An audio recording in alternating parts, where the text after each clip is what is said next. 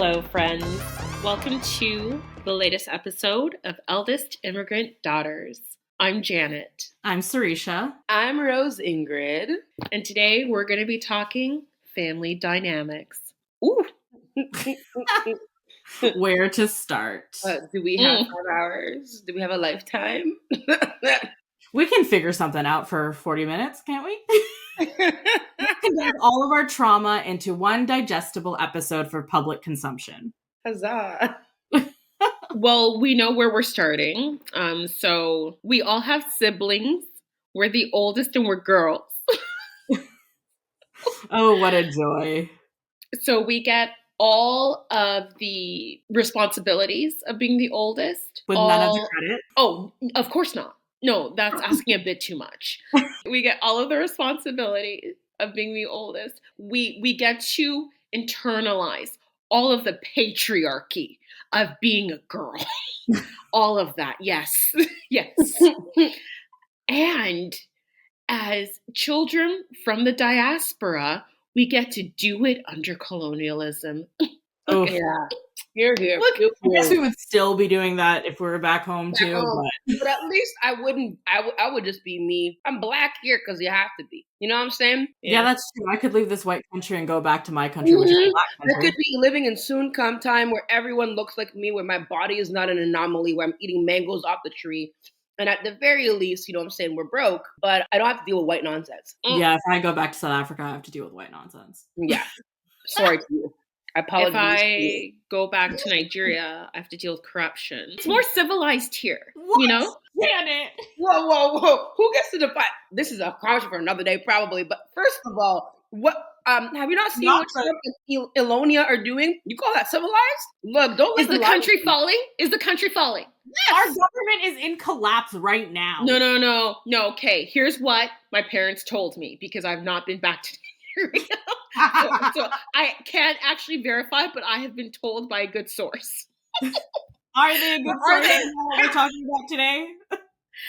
Is our family a good source for information? Yes, because my aunties corroborated it.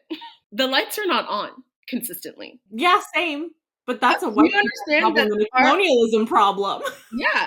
Also, our power grid, there's research out there. This thing could go out tomorrow. They're bracing themselves for rolling blackouts in North America if they don't upgrade the system. Listen, it's not like the blackouts, like load shedding in South Africa. I couldn't live with that. I'm so sorry to my family, but I am too westernized for that. However, the reason that exists is because of colonialism and apartheid. So I understand what you mean. Yes, on paper it looks more stable, but I'm like, who decides what stability is, and whose definition of terms is that, if not colonialists and freaking the oligarchy that runs things here? And I just look. I know I'm born here, and plenty of folks like the aunties would say, "You're not really Haitian. You can barely speak Creole. Your accent, da da da da da da da da da da." And then I would say, you know what? Running through my veins is the blood of revolutionaries who took machetes to people's heads. Okay? Coupe tête brûlée caille. And in that sense, my black is as Haitian as can be. Furthermore, did we really choose to live here? This is a whole other day's conversation. No, my family is refugees. So immigration is not a choice when my country of birth, their foreign policy made my homeland unlivable and continues to do so. So I'm like, all of us would rather be in a place where we are seen as humans, where we're not discriminated against based on our race for better or for worse. Mm-hmm. You know what I'm saying? Where at least I have to fight. I can fight patriarchy and all the other shit without the extra burden of having to deal with white supremacy in my fucking face every day and having to prove myself worthy because I'm black and loud and fat and have tits. Like, no pressure. My thoughts on the colonial state that is what's so-called Canada. My goal is to take whatever I can take because you owe me at least that, and then hopefully I can feed myself and my family and take a nap. Listen, Canada's Indian Act inspired the Group Areas Act in South Africa for apartheid, so that's why I'm stuck here. If my family had known that these people created that system, would they have fled here? I don't know. But they're all dead, so I can't ask them anyway. But anyway, we're here talking about our families, right? Yeah, exactly. Maybe we should go through that a little bit. For people who listen to our little introductory episode, you might have heard some of this. but I am the oldest of 3 girls. So my parents had 3 daughters when they wanted 3 sons, which is a fun time. My mother had 2 kids. So my parents married, had 3 miscarriages. I was the eldest, born miracle baby. My brother came 2 years later. My father's a whore and has at least 2, 5, maybe 6 other kids that I was not raised with. So, do I have more siblings? Yes, but in this context of the dynamics we're talking about, I'm accountable for one. Apparently, there's a turtle out there that had 800 kids of multiple other turtles and saved his species. And I'm like, oh, look at that. My dad's skills are useful for something when the apocalypse comes. Oh my God. I mean, compared to Nick Cannon, like Nick Cannon has money at least. This man didn't pay child support. What's the use of that? The turtle at least saved his entire species. What's this man doing? So I'm the oldest of 3. Just to segue out of this, I am the also kind of a miracle child, for what my mom tells me. I was born, then my brother was born shortly after, then we came to Canada, and then a few years later, my sister was born. So I guess it's interesting being the oldest and having the most responsibility and really just being aggravated at times. Isn't that interesting that we're all miracle children? Who would have thought? Does that mean like all of our moms had problems conceiving until we were born? We were meant to be. I feel like if I was truly a miracle child, like I would have been treated nicer. I don't know. No. Listen, I'm a miracle child and I'm not the favorite, very openly. So same. Actually, it's a fight. I mean, my mom passed this year in May. Shout out Dead Parents Club. Just out here making me funnier. No, and my brother and I have been living together on and off last few years, and we have conversations about who the favorite is, and neither of us think we are, which is interesting. We're only 2 years apart, and I think I get on paper why he would feel that I am, because I was the miracle baby. Also, I was good in school and I followed the rules, but I'm also just like, I was good in school because my brain wired a certain way, and I followed the rules because I was scared of being in trouble. Because the lady, like, bless my mom, so much to take from, but scary ass lady. And so I chose peace. Of like, in my mind, I'm like, you're the favorite because you got to do what the fuck you wanted, and you know, and you got to move in a way that was the agency he had. I never had the ability to self differentiate, to speak his mind, to make a call and just like and have it be like unrespected, just fine. You know, the way he moved in the world as a teenager that I just never had. The expectations, I'm like, no one expects you to pay everyone's bills. You know, I got a job and my mom was like, yo, your brother needs school supplies. And I'm like, Miss Ma'am, don't you work? Like, isn't that your, I didn't have no kids. But there was no conversation about it. It was you now have a job because I told you to. And now you have bills to pay because I said so. So be it. And when I wanted to quit my job, it's like, you can't quit it because we need your money. So you're going to keep working these evenings and then going to school, and you better still get good grades and tell no one what happens in our home because it's none of their business, because we have to maintain the aesthetic. We have to maintain reputation. No one can know our fridge is empty and it's only filled when you bring in milk. That's none of their business because we can't let the white people think that we're less than. My gosh, like, no pressure. So it's just a funny thing because we would both argue that both the other is the favorite, but ultimately I don't think either is. We just had a different relationship with her. He got to be, she got to be his homie, and I was like the right hand. I was the surrogate partner. Yeah, I find it interesting. Like, I grew up in a 2-parent household, but like expectations, not having agency and expectations around your first job, like even in a 2-parent household, like I was definitely parentified, and it was just weird having it encouraged. I thought that when I started helping out in the house, I would be treated with respect. Oof. Oh. What does it take to earn respect from your parents? That's a whole other decade of. Are they ever satisfied? No. Exactly. Yeah. Nothing. But for me, I know my middle sister is the favorite of my mom, and I think I was my dad's favorite, but I'm not sure. I feel like I was also just the dynamic that you're talking about with like having to work and do all these things. I feel like I had to, but it was very circumstantial based. Like, I was so spoiled, and I don't think I realized that. I had no chores to do. Even my sisters, none of us had chores to do. I didn't have to like take out the garbage or cook for myself or, do laundry. Sometimes I did, but not like it wasn't a forced thing. My mom always took care of everything. And my job was to focus on school to like be my parents' future, basically, and be the family's future. But I think for my sisters too, it was just focus on school and make sure you do really well in school so you can get into a good university and go. But then when, 2008 hit and the financial crisis like ruined our lives, then I had to start working and, try and find a job and contribute to the household income and all that stuff. But yeah, it's weird. I never was forced to do anything that I didn't actually like want to do, like chores. It's so funny. It was summer after 10th grade. My mom was like, I don't want to see you in the house all summer. You have to give out 10 resumes today or if you want to come back home. That's what this is your job today. Go out 10 resumes. And that was that until I got a job. I got a job working at Susie Shear in the San Luis Shopping Center. My tomboy ass my mom put me on some like frilly, gross ass pink thing on me. She put makeup on me. And then she's like, now they think you look like this, so you better start dressing this way. I think she kept trying to make me more of a feminine creature because she had this vision of what it was to be a daughter, and I was not it. All my friends were boys. I was playing video games and football and loud and and direct, which everyone considered rude. And it was like, be more feminine. What do you mean? I was like, I don't understand. And yeah, man, worked all summer, and then I worked through school. I was working like to 25 hours a week during high school. I remember I had an 11th grade teacher. It was anthropology class, and he was near the end of the day, and I was sleeping in his class. And he would tap me on the shoulder, be like, "Is this gonna be a problem?" And I was like, "No, don't worry." I just How rude to not check in and be like, "Are you okay?" I think that was his indirect white man way of being. Are That's you not okay? incorrect. But That's rude. I went to white school, full of rich Yes, kids. so did I, but like Yeah. it's just Oh yeah. like, oh, the racism. Just why would you see a child sleeping in class and not be worried as opposed to be irritated?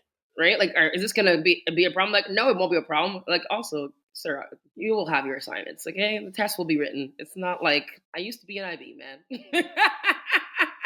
Half these kids don't even want to be in class.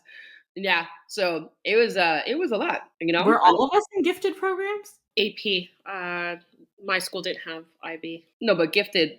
There's gifted No, programs. gifted Yeah. I did IB for a bit too, but the like when you hit a certain age and you're considered a gifted kid or whatever, In like grade school. my parents, everyone always tells me that I was speaking, like having conversations with people from 6 months, and then I was reading at 2. And they're like, that's like the big, I think that's what they put so much energy into, like me being in academia and doing academics, even though I only have 1 degree, but like to going to university was that they saw like, oh, she's really smart. So if we like curate our parenting towards pushing her for like intelligence over anything else, then it will reap benefits for like the family in the future, which I don't disagree with. If you see a gift, nourish it. But I just didn't have access to all those type of. I didn't really start talking to those too.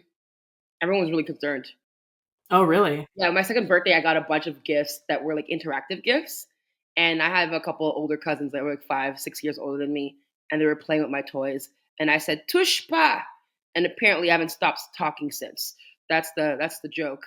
I apparently used to talk a lot, and then my grandpa died, and everyone said I went mute after that.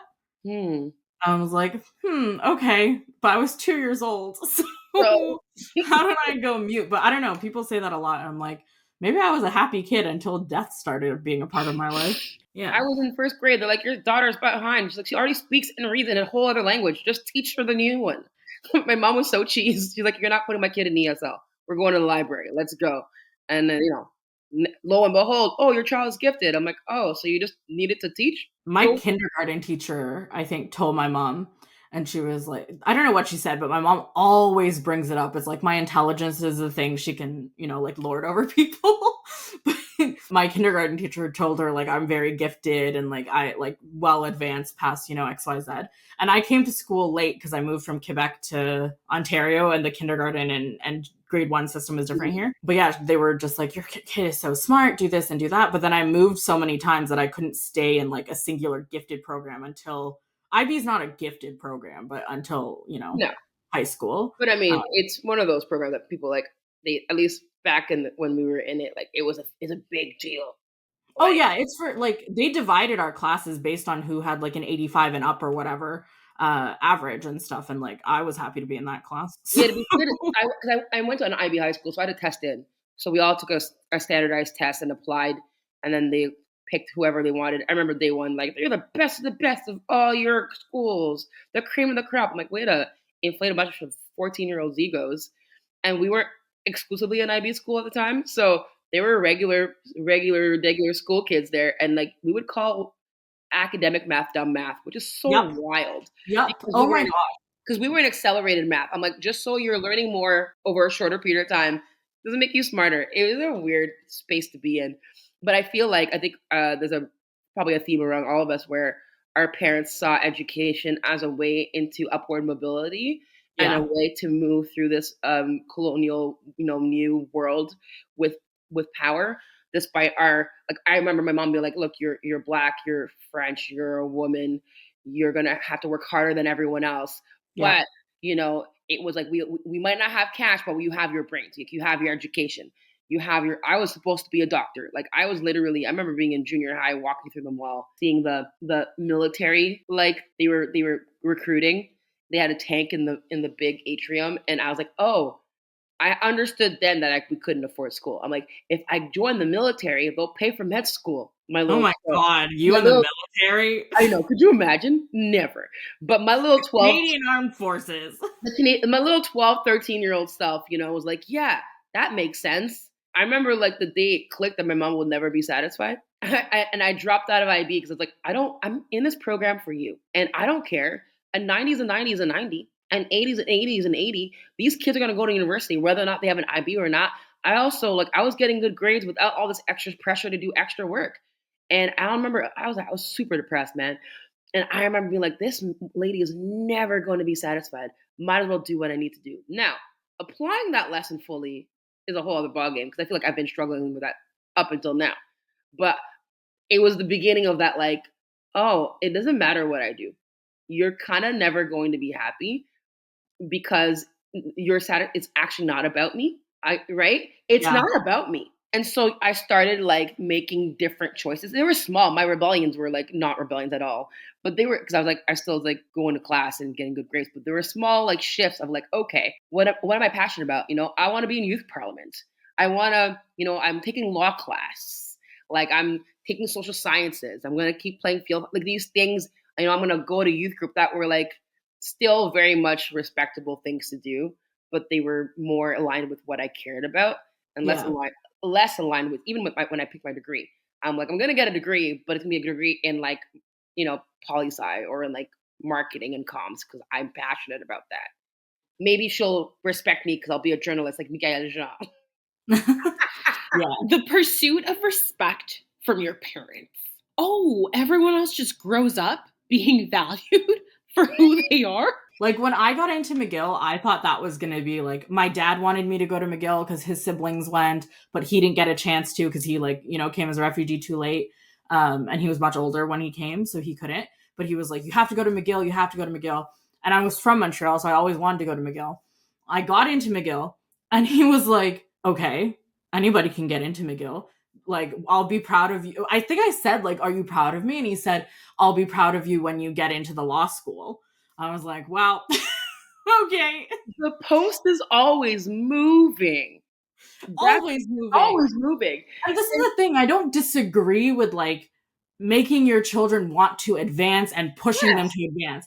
But, like, the ways that we're pushed to advance, I like a little bit of praise would have been nice. But also, it's like, I want you to succeed and excel at whatever you're doing because that's good for you and it's good self-esteem and mental health and all those things.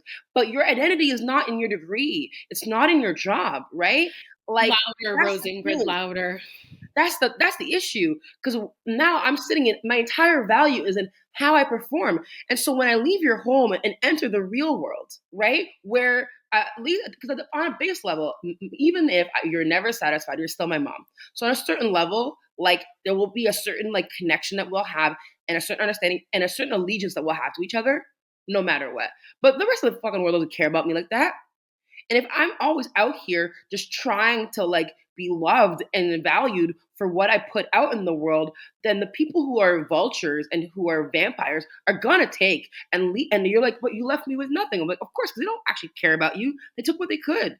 You can't. I can't move in the world the way I moved at home because at home there's a certain we're the very on the base level at least we're still family. You know what I'm saying? Especially in Yeah. this white world, especially in this Mhm. violent world, in this capitalistic, opportunistic universe. And so I'm like, oh, who am I when I don't produce? What happens when disability comes? Yeah. You Yep. know, and I was reading somewhere the other day. Everyone will be disabled at some point. It's not a Yes. matter of it's not if, it's when. And if your entire identity is in your, I look at my mother. My mother had a stroke when she was 50 years old, and you know what? Her identity, in many ways, because we didn't have money or whatever it was, is in her mind. She's a thinker. She was a leader. She. What happens when you're physically there, but your mind is no longer yours? Who are you? Yeah. And you My just therapist was telling me that the other day. She was like, I think you feel like you need to be useful to everybody around you at all times. I was like, okay. Like, and what am I not supposed to be if not useful to everybody all of the time? My mom's always saying I'm the most obedient child. And like whatever I'm told, I do. It's always been that way. I've never had a rebellious streak of any kind. My parents tell me to do something, I do it. That like end of discussion. But for me, that's like important, is like to be obedient to what they ask for is a value that I learned probably from church and culturally, but mostly from church, that like we just have to listen and obey and do what we're asked of. And so when what we're asked of is to like pull the family out of poverty, or to like create systems for your younger siblings to fall into, or to support people financially, then that like what else are you supposed to do? There's no option to say yes or no, you just do it. right. And that's the thing too. Like we're like, oh, are you proud of me? It's like, of course I'm not proud of you. It's what's expected of you. You're doing your job. Why Yeah. do you want a pat on the back for doing your job? Your job is to go and to perform and to be and The to wildest thing was so we had a little gathering that we do when we get together once a month, and we were making little clay trinkets and stuff at my house. And I made like a little trinket tray, and I like called my mom to show her. And I guess I like reverted into some sort of childlike behavior that Rose Ingrid and Janet clocked. And I was like, Mom, do you like it? And she was like, what is that? Or she like said something, like had no idea. And was just completely like dismissive of what I had done. And I was like, oh, okay. She left, and they were like, that's so cute that you thought you were going to get validation from. like we I should be walked over away. this. I went to the bathroom. I didn't want to witness that. And it's crazy, right? Because like I mean, this year with the hip hop festival that I curated for work, I was on the front page of the paper, and we went around the gas stations and bought copies. And we happened to be going to see my mom that day, and I brought Mm. her one. And I am 37 years old out here, and I pay bills. Mm-hmm. I paid her bills as a teen. I'm like, Retweet. my mom has not been active in my life, telling me to do it for years, and I'm like, look, mom, I'm in the paper, still just like you maybe. And she was actually nice about it. I remember I was like, wow, you're nice today, because she's not generally kind to me. That's not her. That's not her mo. And it'd be like it is part of us to want to be like validated and mirrored by the people who gave us birth, Mm-hmm. right? And if there's anywhere where we should feel safe to feel be seen and be held, it should be there. And our parents, for better or for worse, did not have the tools and the capacity to do that. And I Yeah. know I have to learn to be okay with that. That if I want validation, if I want emotional support, it ain't gonna be at my house. Mm-mm. I had to Mm-mm. learn that the hard way. Emotional support was not coming from my parents. And I think it hurts more when you're the oldest sibling, being an emotional support for your younger siblings, like that's a default function. But like when you need emotional support, like it literally is your parents. And when they just like check out, it's like really crushing. I don't have a bow to put on top of that. Yeah, it's hard. Like, I think part of it is one, you might want them, or like we want them to have capacity that they just don't have, and like skills that they didn't learn because they weren't raised with those. And like whether it's culturally or just like the nature of, what this family dynamic is or not. Trying to keep going after something that doesn't exist, I feel like is a problem I have, where I'm like constantly trying to like get the attention I want, the praise and the thanks that I want, and never receiving it. So it's just this endless loop of like disappointment. I'm like, where do I get this approval? And like you were saying before, Rosinger, the goalpost keeps changing. So the goalpost was like, get into a good university. Then the goalpost was get a good job. And then it was like, go to law school, which I didn't do because my dad died. But and now it's like, as soon as I graduated university, the next day, my mom called me and asked me when I was getting married. Like that one. Like now it's marriage and kids, and it's like you're 29 and you're not married and you have no kids, so like you're a failure in the eyes of our community. And it's just like, where does it end? Like once that happens, is it going to be like, oh, where's your house? And like, oh, where's your bigger house? Like, when does it stop? And I think that's part of it, is like, it's up to us we have to end those cycles. I'm at the point where I'm like, I am responsible. The trauma's not mine. I didn't start it. Okay. It's not fair. What was done to me or not done for me, the sins of commission and omission are not my fault. I understand that. But now I'm like, at the end of the day, how I view myself has to be rooted out of me. Like, I had to decide what my identity is and what the values I build myself around.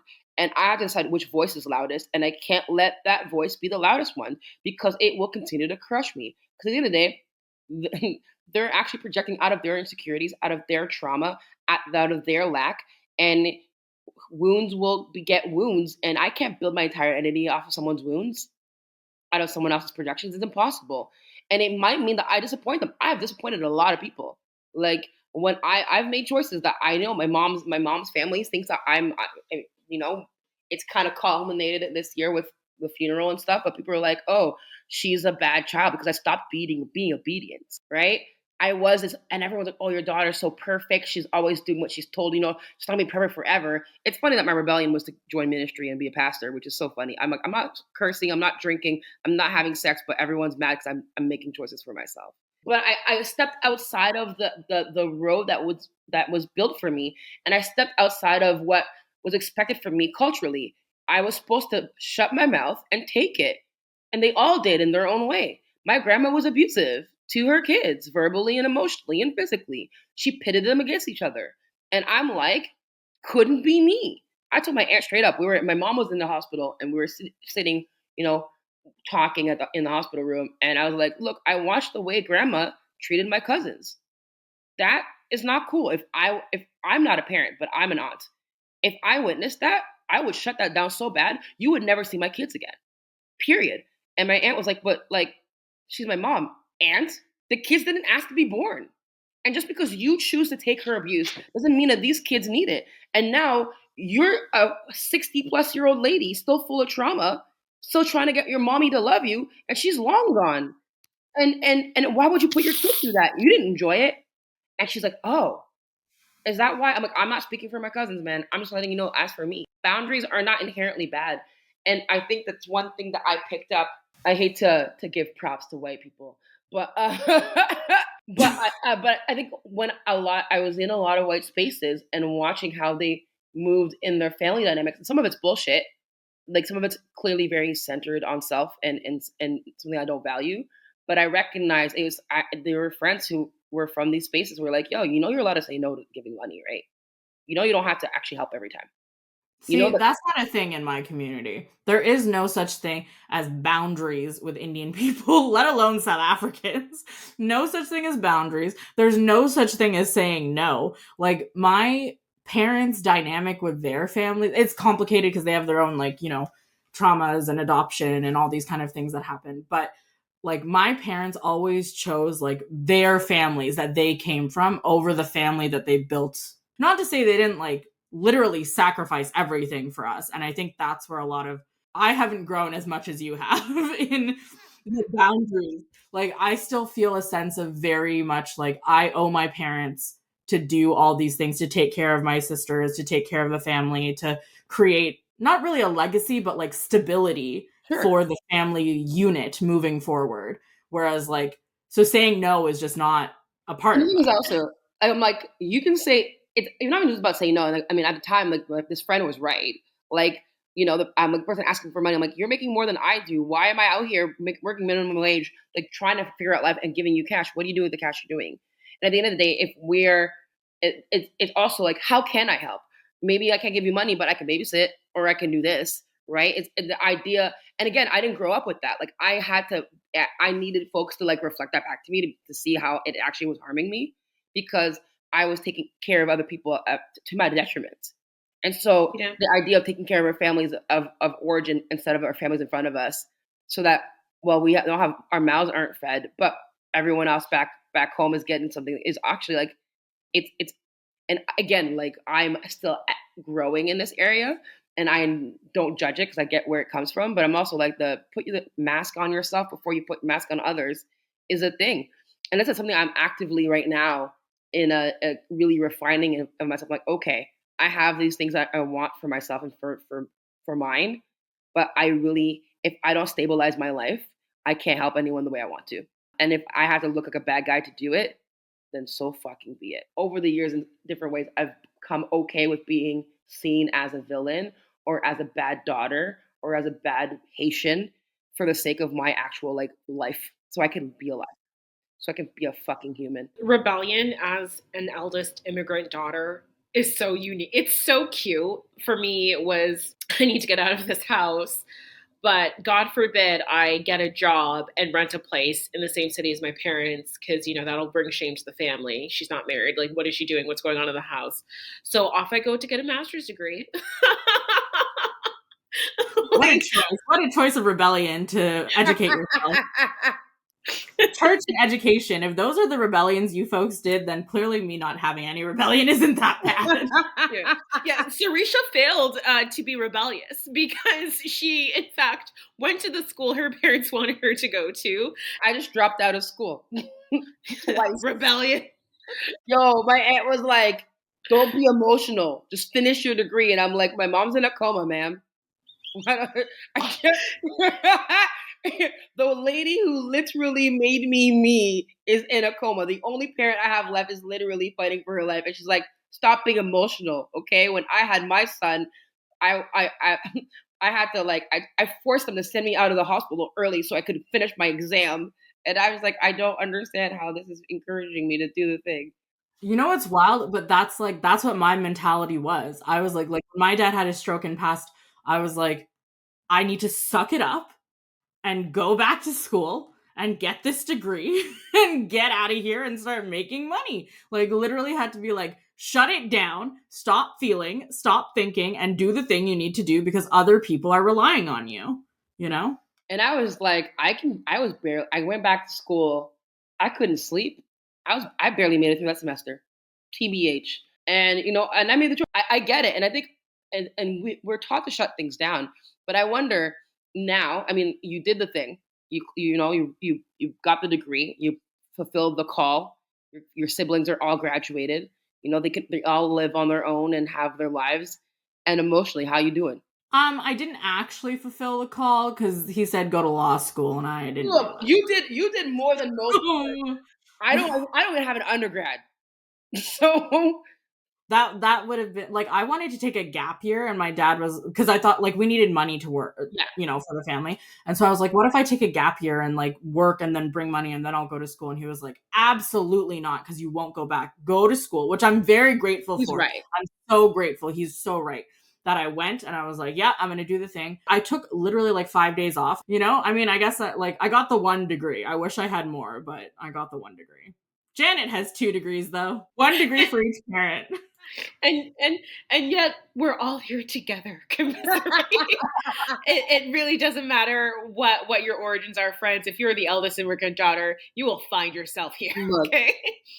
I mean, we're still making money, degree or no degree. Yeah, and that's the thing. Like for us, I think part of being the eldest immigrant daughter is the lack of like there is no generational anything, there's generational trauma. You can have that. Yep. But like in abundance, actually. Give me generational wealth over the generational trauma. Oh yeah. Like really not knowing when you grow up thinking about your future, it's not with this like fun, like, oh, what can I be? What can I do? It's very much pragmatic. Like, what is my earning potential? Ooh. And in this new season of my life where I have, more of that income stability, I'm really leaning into, as an adult, oh, what do I want to do now? Now that no one's going to tell me it's dumb, you know? Yes. The freedom to self-actualize, but later, and all your siblings got to do it at the right time of their lives. And you're out here like doing things that teenagers are processing, but you're in your 30s, you're in your late 20s, and you're like, oh, who am I? What do I care about? What do I like? Do I have desires? Truly, what is it do I want? I actually don't know how to function without serving my family, which is so, I'm sure not uncommon, but like so embarrassing when I think about it, that I don't know how to be an individualized person. Like, I don't know what my wants and desires are at all. I only know what like from anything from like a vacation, where do you guys want to go, or like what movie do you want to see, or what do you want to have for dinner, or like, like I have zero concept of what I actually want compared to like deferring to what everybody around me wants or needs. And I feel like it super impacts how you have relationships outside of your home, because everyone else you meet has also like done that work where they know what they want and they know who they are and they can say yes and whatever. And then you come into this and they assume you do. And then you're out here deferring all the time. And people are like, wait, why didn't you just say what you wanted? Oh, I didn't know I was allowed to do that. And I wonder how it impacts, like, I mean, for y'all, even like friendships and in romantic relationships, or maybe lack thereof as well. I actually, for the longest time, when we talk about love languages, I thought I didn't have any. I was like, oh no, I receive everything. So I was just so used to just taking the crumbs that I was given in my home and then rationalizing love through the thing, because there was so much harm in there. It took so many years to be like, oh, I do have a desire and I have preferences. I need to feel like affirmed verbally. Okay. I actually like care to be touched physically. Oh wow. Go figure. And I had no idea, because in my home in my family of origin, that shit didn't verbal affirmation. Interest in me as a person. Like, I didn't know to expect that until my friend's partner, I was visiting them and he was like, what did you do today? And it wasn't a flippant question. Like, it wasn't a throwaway question. He was looking at me and waiting for the answer. And I was shook. I was like, I literally reflected on that. I was like, that's what that's supposed to look like. Just because to grow up being thought of only in terms of your utility is really damaging. And yeah, like as you said, like if you only view yourself in terms of what you can produce, in terms of the reputation you can build for, your parents, like your within your community, it's too much. And it's something I really admire. Western individualistic culture will kill us, but also it's nice to not worry about what everyone else is thinking. Like, I'll take it before we all sink due to climate change, okay? Climate change is gonna kill us all before anything matters. You both have brothers, and I always wanted an older brother. Like, my dad is one of 9, and he's of 7 brothers. My mom has brothers who are older. She's the youngest in her family, or her biological family anyway. But like, I always wanted an older brother, because I was like, my older brother will take care of everything and I won't have to be the one to take care of it. If something happens, it's not me being the go-to, it's my older brother. And like, I know you both have younger brothers, so it's maybe different. My quick summary of that is, I believe my parents view it as like, oh, Janet, how can she help us? What will she do for us? Whereas for my brother, it's, where will he lead us? And patriarchy. And that effing pisses me off, because it's like, who the F do you think set the standard? For real. But still, it effing sucks when it's like, y'all put this much pressure on me and you won't even listen to my very valid points. Oof, no. With my brother, we joke about this too. I'm his older sibling. We're homies, and also I'm kind of his mother as well. And so, like, his first times table, I taught him. 7 times 5 is 35, and my mom would offload some of her. Oh, go read with your brother. which I think caused tension between us because this comparison between each other. My mom's an educator, and in school was my thing, and I enjoyed it. He's very smart, but like I performed well in those, boxes that they put us in, whereas he didn't in behaviorally or whatever. I was very much like a do what I'm told, see, be seen and only heard when you needed to be, and all that stuff. And he didn't play well in those boxes, and so I think it caused we were bound, and we were like two peas in the pod, but we were also it caused tension because it's comparison's always there, and it's neither of our faults. It kind of is what it is. It's funny because I also just I took on a lot of really masculine energy and roles in our family and in the spaces I was in. And so I was to care for us and also, you know, discipline and lead and whatever and be hard and all those things in ways that um for all of us. I think where we're having a brother kicks in is like stuff I didn't notice because I was just so not socialized around like sexuality that way. But like being at the mall and my brother being like, "Ugh, that guy's looking at you." I never noticed, but he would be like, "I don't like the way that guy's staring at you," or even though when we were younger, I definitely was the muscle. And now, like, I'm aware that even if I'm strong, most men are stronger than me, but I don't worry because I know I have brothers. You can cross them if you want. There's a certain understanding that like certain things I can delegate to the men doing stereotypical manly thing, which is nice, and is useful if you have proximity anyway. Yeah. Yeah. I think like I've had to adopt a lot of the masculine energy and like male, so to speak, traits in my family. Like ever since my dad died, everybody's always, and I hate that people say this. I understand where it comes from, and I understand especially that like it comes from a certain generation specifically that is often telling me this.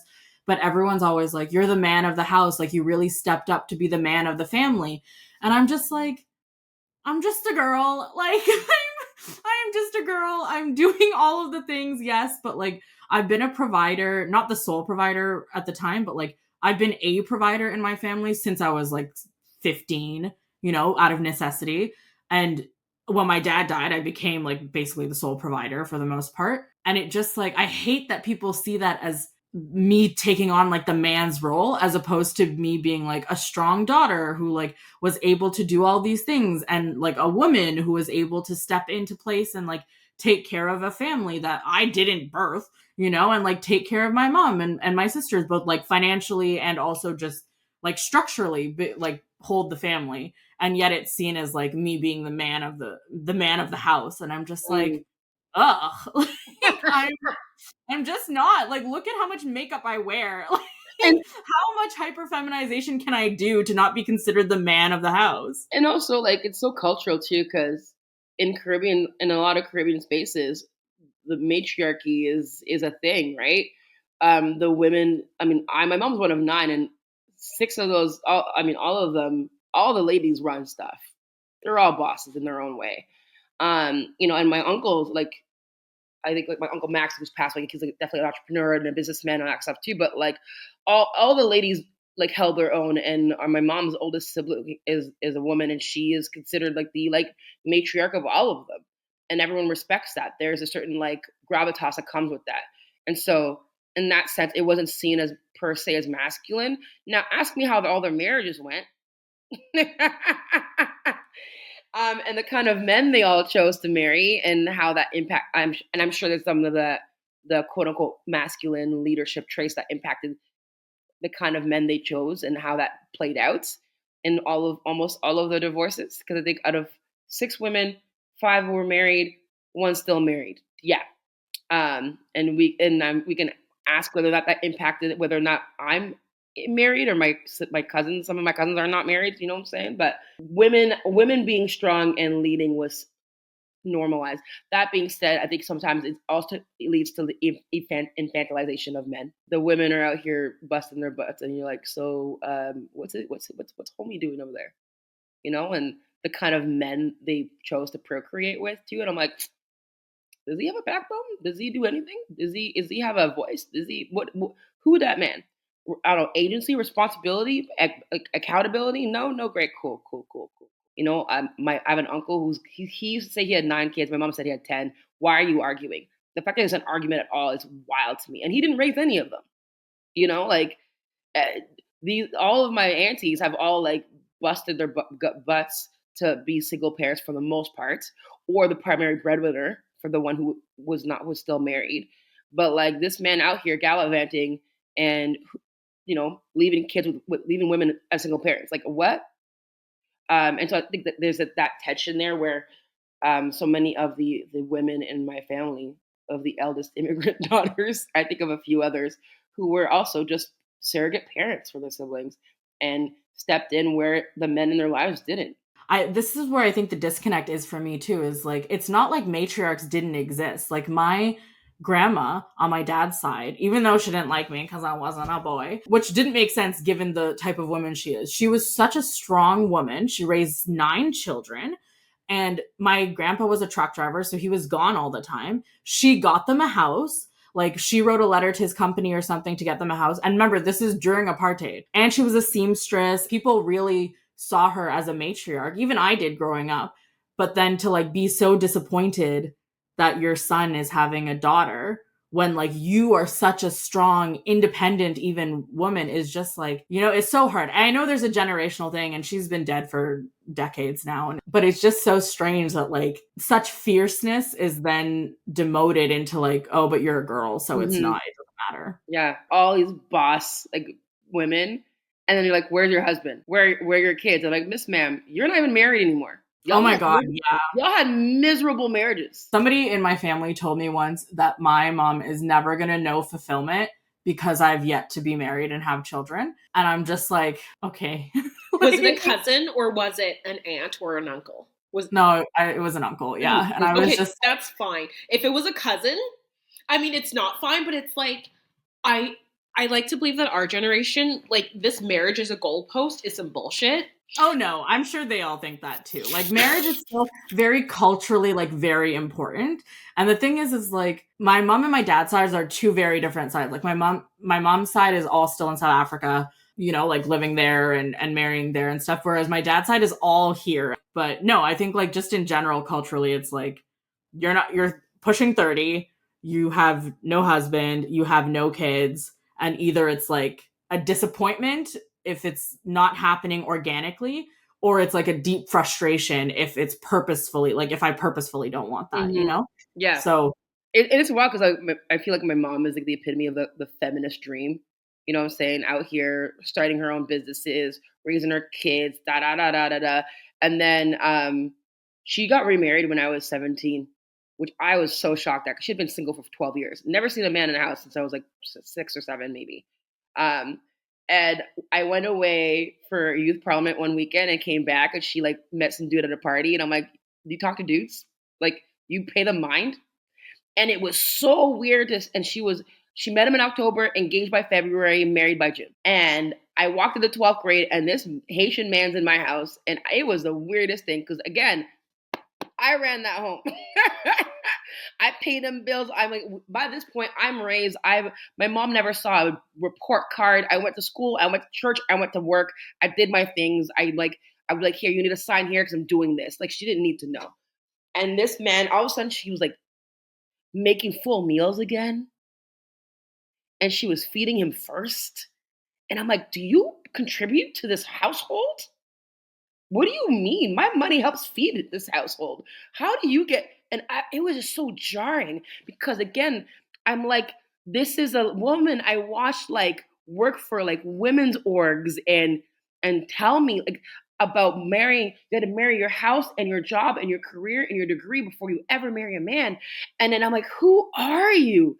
And then you just realize though that even in their independence and their strength, they still understood that culturally this value of being a wife and having a partner is still so high. And I'm like, you are literally the example of the opposite.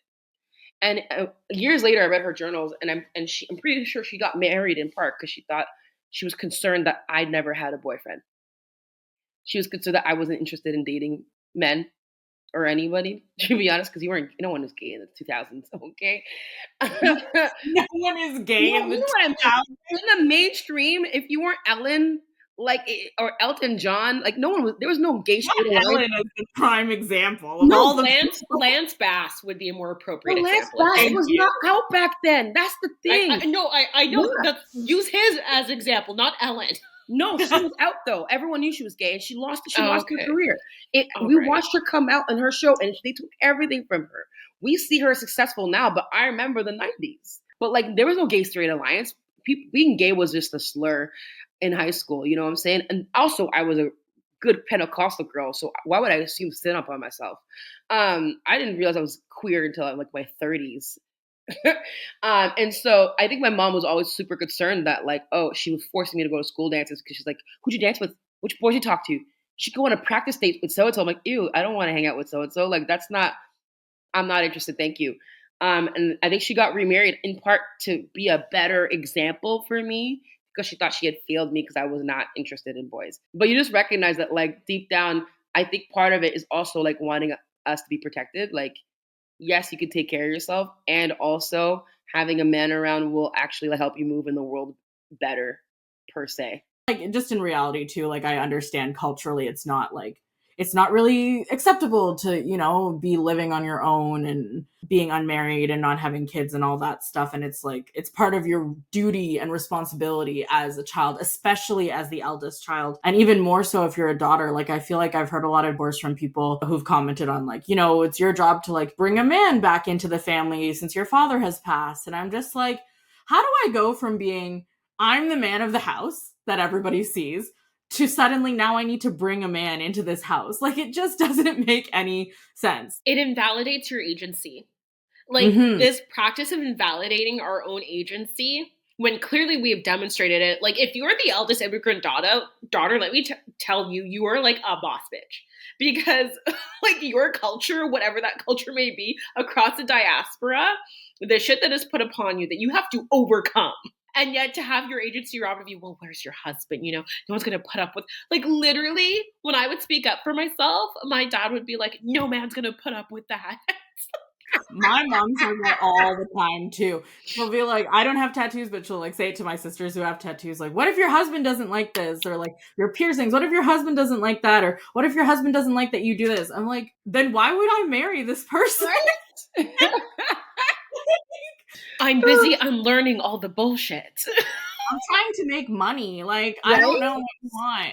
At the end of the day, I have to realize that like you can want what you want from me, that I'm a friggin' grown up and I have to make choices for myself, and whatever those consequences are, whether they're success or failure or respect for my elders or not, that I have to own that. And that's the thing I think solace in, is at the end of the day I do have options and agency and choice, even if the expectations feel heavy, even if the perceptions are flawed. I am perceived in ways that I'm misunderstood regularly. I am essentially like scapegoated all the time. But the parts that I can control is how I live my life, the values I have, and I go to bed very well sleeping, knowing that I know that I'm living by the values that I respect and honor, whether or not people understand how I move. And I know that I'm moving in a way that like is actually still rooted in how I was raised. I just refuse to be the punching bag for everyone else's bullshit for the rest of my life. And hopefully my nieces will have freedom in a way that I just never had, and that's all I can hope for. Same. I resonate with a lot of that. Just expectations put upon me were not fair, and liberating myself from those expectations and recognizing that the cultural expectations, the familial expectations, it doesn't matter. Like, I'm accountable for what I choose to do, and I get to choose what I want to do, in the absence of those expectations. And leaning into that liberty, quite frankly, is the season I'm in. And being okay with being misunderstood. Yeah, I think I'm not as far along as the both of you are in understanding what my role is now and what my life is going to look like in relationship to being, like the eldest daughter in my family. I want to make sure my family is taken care of, be the person that, buys a house for everybody and does sort of take on that role as the provider and all of that stuff still. And I just don't know what it looks like. I think I hold in very high regard the way that people in my family might see me as a disappointment for not doing certain things or not achieving certain things. And that is still, I want to do all those things for them, which is probably not the best reason to want to do all of those things. But yeah, I think there's part of me that is still very much, okay, I've disappointed these people on such a large scale. And I never want to embarrass my family or make them feel any sort of shame. And I feel like those are big things culturally that, being single and not being in a relationship or having kids, or God forbid, saying that you don't want to be in a relationship or have kids brings up. If I say like, oh, I want to go, travel and do fun things by myself, it's embarrassing in some ways for them. And I can understand that. So yeah, I think I'm just trying to figure out if I care enough about that at this point, or figure out how to make everybody happy. Cause I guess I'm a people pleaser and I feel like that's another eldest immigrant daughter thing. So that's where I'm at, but I will take lessons from both of you for sure. And I feel like it's not inherently bad to want to take care of your family, but I also just refuse to put everyone first anymore on the altar of my life. Tired. I gotta put me first, Lucius. Eldest Immigrant Daughters is a podcast hosted by Janet Akins, Rosengrid Benjamin, and Sarisha Iyer. Production and editing by Sarisha Iyer. Cover art by Serena Iyer.